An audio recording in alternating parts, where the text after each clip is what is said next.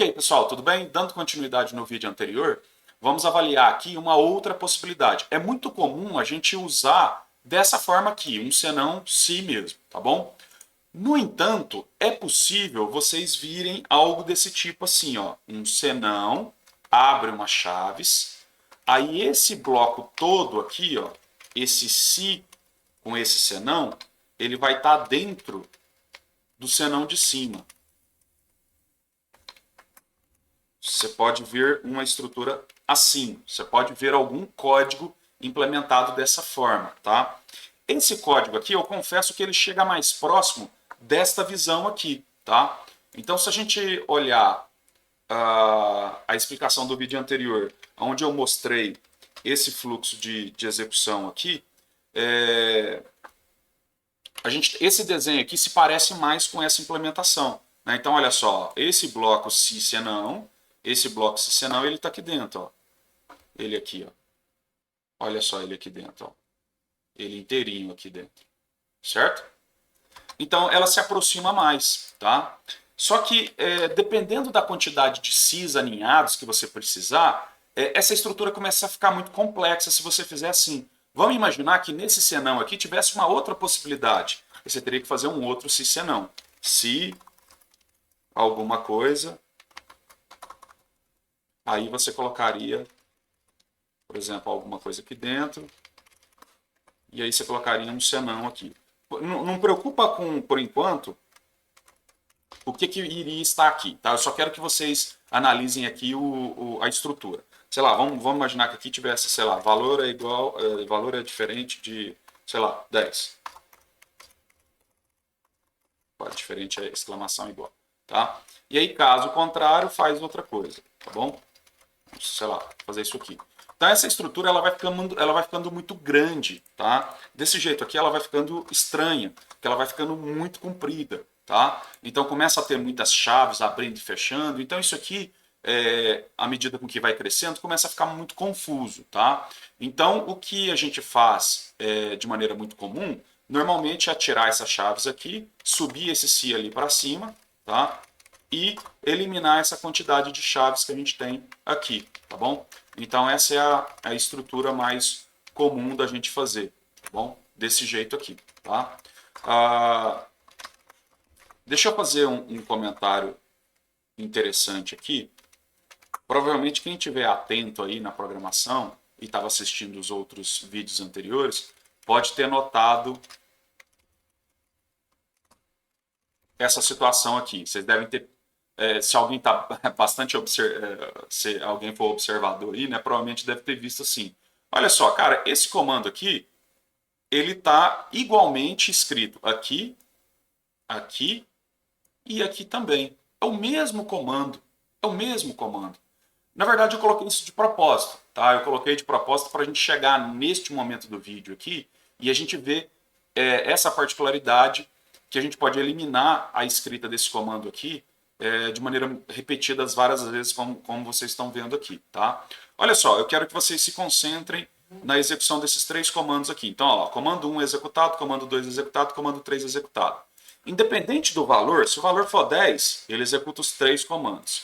Se o valor for 0, ele vai executar também os três comandos. E se o valor for negativo, ele também vai executar os três comandos. Então, olha só, independente de onde que eu entre na minha estrutura de decisão, se eu entro aqui, se eu entro aqui ou se eu entro aqui, esses comandos sempre vão ser executados, porque eles estão depois. E mesmo que eles estivessem antes, tá? Se eles estivessem antes também, eles também seriam executados, tá? Esses comandos não têm nada a ver com a estrutura de decisão, tá? Então, eu reforcei esses comandos aqui do lado de fora, que é justamente para mostrar para vocês o seguinte, olha, se eu quero que executa esse comando quando cair neste bloco, eu quero que execute esse comando quando cair neste bloco, eu quero que execute esse comando quando cair nesse bloco, então eu não preciso repetir ele 3 vezes. Basta eu tirar ele daqui, ó, e colocar ele do lado de fora. E aí então eu posso apagar ele daqui de dentro. Porque eu sei que, independente de qual das estruturas que eu entrar aqui, se eu entrar na estrutura de cima, se eu entrar na estrutura do meio ou se eu entrar na estrutura de baixo, obrigatoriamente todos os comandos que estiverem depois da estrutura vão ser executados. Então aí ele vai exibir o valor que eu quero na tela. Vamos ver? Se a gente executar aqui, ó, se for 0, ok, o valor digitado é neutro, o valor digitado foi 0. Vamos colocar em positivo agora. O valor é positivo, o valor foi digitado 19. E se for 0, também saiu. Então note que quando você tem essa característica, se você quer executar um determinado comando que ele vai aparecer em todas as suas estruturas, em todas as suas possibilidades daquela estrutura de decisão, então você não precisa repetir ele várias vezes. Basta você colocar ele logo depois da execução do seu bloco, que aí ele vai executar. Agora, se você falasse assim, não, eu só quero que isso aqui seja exibido quando cair na primeira ou cair na segunda, certo? Aí não tem jeito. Aí você vai ter que repetir ele na primeira e na segunda e não repete ele na terceira. Porque se você deixar ele do lado de fora, obrigatoriamente ele vai executar. Tudo bem? Então esse é um ponto interessante que é importante notar com relação à execução dos comandos nas estruturas de decisão. Tá bom? Bom, um outro ponto que eu gostaria de frisar com vocês aqui, neste ponto, é tomem bastante cuidado. Aqui a gente pode até fazer um comentário, né? Então esse bloco aqui, ó, bloco de comandos para... Vamos até corrigir isso aqui, né? Bloco de comandos para o resultado verdadeiro da condição 2. Eu vou até colocar aqui, ó. Essa aqui é a minha condição 2. Lembrando que isso é só comentário, tá? Condição 1. E aqui é o bloco verdadeiro da condição 1. E esse aqui é o bloco de comandos para o resultado falso da condição 2, tá? Da condição 2, certo? Bom, e aí é justamente em relação a isso aqui que eu quero comentar, tá? Deixa eu fazer uma captura aqui rapidinho. Então, o que a gente tem aqui, tá? A estrutura de decisão, as múltiplas saídas, tá? E aí quando eu falo múltiplas saídas, são isso aqui, ó.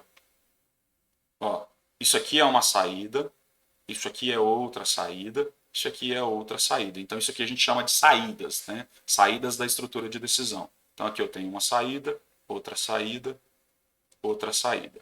Essas duas saídas aqui, elas se referem a esse teste aqui, e essa saída se refere a esse teste aqui, tá bom? Bom, lembre-se o seguinte, elas são excludentes. O que significa isso? Se a execução do meu algoritmo ela entra dentro desse pedaço aqui, ó, o nosso algoritmo não vai testar isso aqui, ó, ele não vai fazer o teste dessa condição e nem o teste dessa condição. Se ele entra aqui, ele automaticamente pula para depois das chaves. Então o fluxo de execução seria isso aqui, ó. Vim executando, chegou aqui, eu entrei aqui, entrei. Então quando eu terminar de executar isso aqui, ó, eu pulo para logo depois das chaves que está associada a essa estrutura. Eu não testo, o computador nem olha para essas duas possibilidades aqui, ele não analisa essas duas possibilidades. Quando é que ele vai analisar essas possibilidades? Quando eu venho na execução, eu cheguei aqui, eu fiz o teste. O valor é maior do que zero? Não, o valor não é maior do que zero. Aí ele pula para a próxima, aí ele pula para cá. Ele não executa esse bloco, certo? Ele não vai executar esse bloco e ele vai fazer esse teste aqui. Ele vai avaliar essa condição, certo? Mas ele só vai avaliar essa condição se a primeira condição der resultado falso. Aí ele vai para a segunda.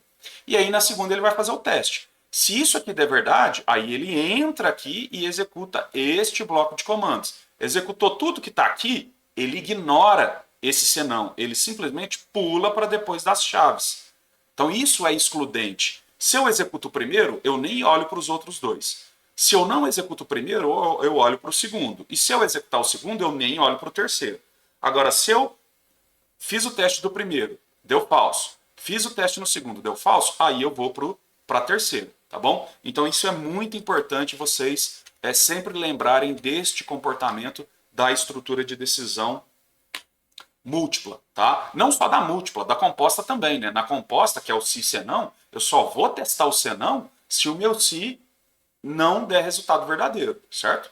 Beleza? Então isso é muito importante, não esqueçam disso, tá? Porque muitos erros, para quem está começando na programação, quando começa a ver estrutura de decisão, se senão, às vezes eles se confundem, não tem esse conceito muito claro na cabeça, então não esqueçam disso, tá?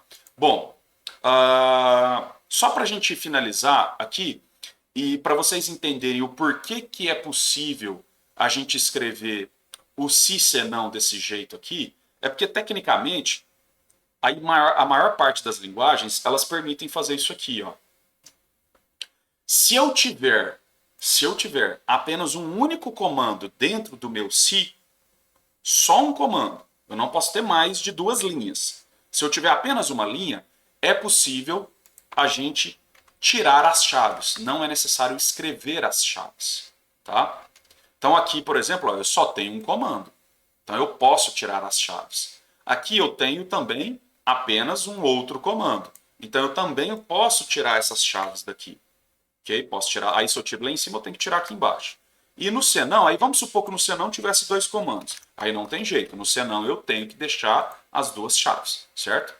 Beleza? Porque se eu tirar as chaves, o que o algoritmo vai entender? Tá? O que o compilador vai entender? Ele vai entender que só esse comando aqui, ó, como ele só se não tem as chaves, ele entende que só tem um comando dentro da estrutura específica ali, certo? Então ele vai entender que depois do senão só tem este comando aqui, ó.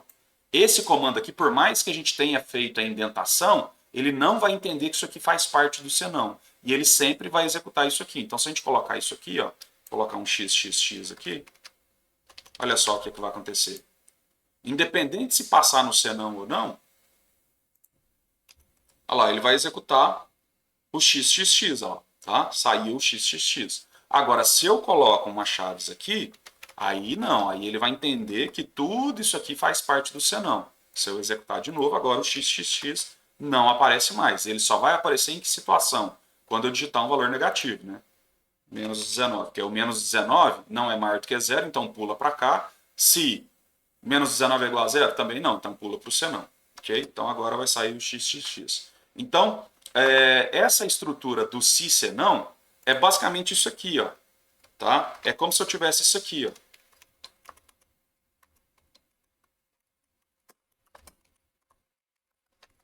Certo? Aí lembra, você vai falar assim, Rogério, mas aqui tem dois comandos. Calma. O primeiro comando aqui é o se. Ele olha para o se. E o se é um comando, ele é uma estrutura. E aí, para essa estrutura existir, eu tenho que ter um se com um comando ali dentro, posso ter um senão, aí ele entende que isso tudo aqui, ó, é um único comando. E aí, então, eu posso não ter a necessidade de escrever as chaves. Aí, por isso que a gente escreve aqui na frente, certo? Para facilitar a indentação, para não ficar muitos avanços, tá? Então, esse se senão vem desse conceito. Se a gente tem um único comando dentro ali, a gente pode colocar, então, esses comandos fora a estrutura sem as chaves, tá? Agora, se tiver mais de um comando, mais de uma linha, aí tem que ter as chaves, tá bom? Beleza? Então isso aqui é também importante para vocês entenderem, tá? Então, para esse vídeo não ficar muito comprido, no próximo vídeo a gente fala mais um pouquinho aqui da estrutura se, senão se, que é a estrutura múltipla, onde a gente vai pegar um exemplo que tem várias estruturas, tá? Várias estruturas, vários sis, tá bom? Para vocês verem que existe a possibilidade da gente ter várias possibilidades também. Abraço, até mais.